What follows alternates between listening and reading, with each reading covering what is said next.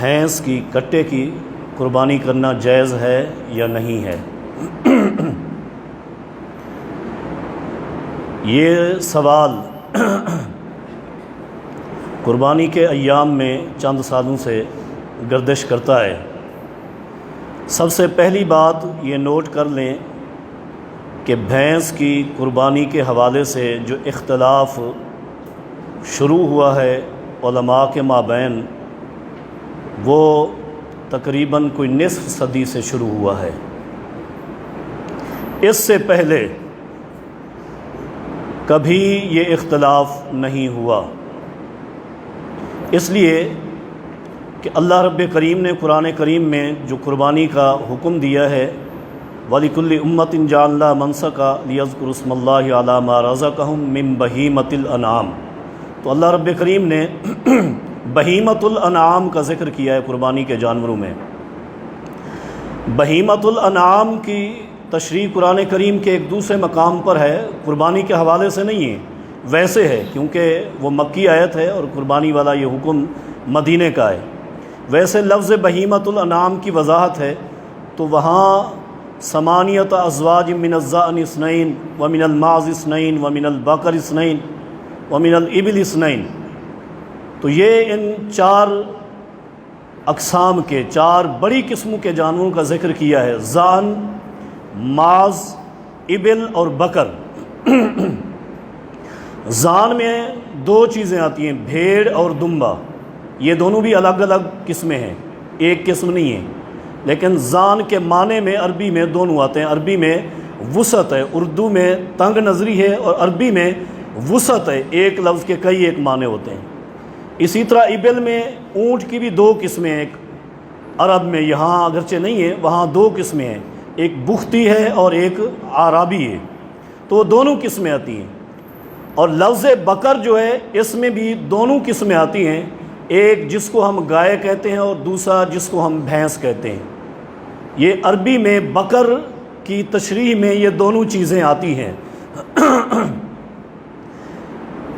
اور اس کے بارے میں شروع سے لے کر کوئی اختلاف موجود نہیں ہے۔ اگر کوئی مسئلہ اختلافی ہو تو کہیں نہ کہیں اختلاف موجود ہوتا ہے علماء کے، ائمہ کے مابین۔ ائمہ اربعہ میں سے کسی ایک سے بھی اس مسئلے کا اختلاف موجود نہیں ہے، حتیٰ کہ امام مالک رحمہ اللہ سے زکوٰۃ کے بارے میں پوچھا گیا کہ بھینس کی زکوٰۃ کتنی ہے، تو انہوں نے وہی حدیث پڑھ کر سنائی جسے آج کل گائے کے بارے میں ذکر کیا جاتا ہے، تو اور ساتھ ہی یہ بھی فرمایا الجاموس نوع من البقر، یہ بھینس جو ہے یہ گائے کی ایک بڑی قسم ہے، 30 گائے پر زکوٰۃ ہے۔ اگر ایک بندے کے پاس 5 گائے ہوں اور 25 بھینس ہوں تب بھی زکوٰۃ فرض ہوتی ہے، اس لیے کہ یہ ایک ہی قسم ہے۔ اسی طرح ائمہ اربعہ میں سے امام اہل السنہ کہا جاتا ہے امام احمد ابن حنبل رحمہ اللہ کو، ان سے ایک شخص نے سوال کیا کہ کیا بھینس میں بھی قربانی کے 7 حصے ہوتے ہیں؟ تو انہوں نے فرمایا لا عارف خلاف ھذا، میں نے آج تک جتنا علم پڑھا ہے میں نے کسی عالم سے اس مسئلے کا اختلاف نہیں سنا، سب اس کو مانتے ہیں۔ تو ائمہ اربعہ میں سے کسی کا اختلاف نہیں ہے، اور بعد میں بھی نہیں ہے۔ میں نے عرض کیا کہ نصف صدی ہو چکی ہے، تقریباً کوئی 40-50 سال، اور وہ بھی اختلاف صرف پاکستان میں ہے، اور پاکستان کے سب سے زیادہ صوبہ پنجاب میں یہ اختلاف ہے علماء اہل حدیث میں۔ باقی تمام مکاتب فکر اس پر متفق ہیں کہ بھینس کی قربانی ہو جاتی ہے، کوئی حرج نہیں ہے، بھینس اور گائے دونوں ایک ہی چیز ہیں۔ اور لغت کے ماہرین جتنی عربی لغت لکھنے والے ہیں سب نے یہی لکھا ہے الجاموس نوع من البقر، اور عربیوں نے سب سے پہلے جہاں سے بھینس کو دیکھا ہے وہ ملک ایران ہے۔ ایران میں جب عربی آئے ہیں تو انہوں نے سب سے پہلے بھینس کو دیکھا ہے، انہوں نے پوچھا ہے تمہارے ہاں اس کا نام کیا ہے، تو فارسیوں نے، ایرانیوں نے انہیں بتایا ہے کہ اس کا نام ہے گاؤ میش۔